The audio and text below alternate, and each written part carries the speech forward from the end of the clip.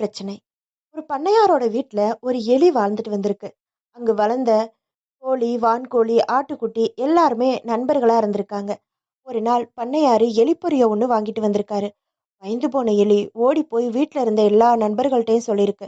ஆனா அவங்க 3 பேரும் ஒண்ணா சேர்ந்துக்கிட்டு ஏளனமா சிரிச்சுக்கிட்டு, "அத பத்தி எங்களுக்கு என்ன கவலை? நீதான் எலி, நீதான் கவலைப்படணும். எங்களுக்கு அதனால ஒரு பிரச்சனையும் இல்ல" அப்படின்னு சொல்லியிருக்காங்க.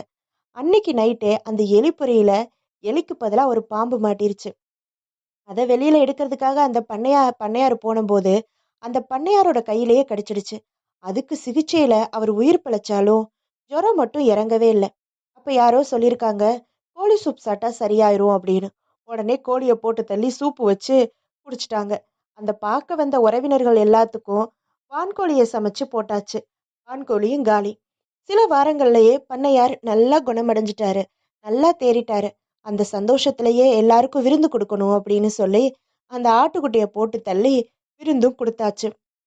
அந்த பாம்பு கடிக்கு காரணமா இருந்த எலிப்பொறிய பண்ணையார் தூக்கி பரன்ல போட்டுட்டாரு. எலி நினைச்சுச்சான், அப்பாடா தப்பிச்சிட்டோம் அப்படின்னு ரொம்ப நிம்மதி பெருமூச்சு விட்டுச்சான்.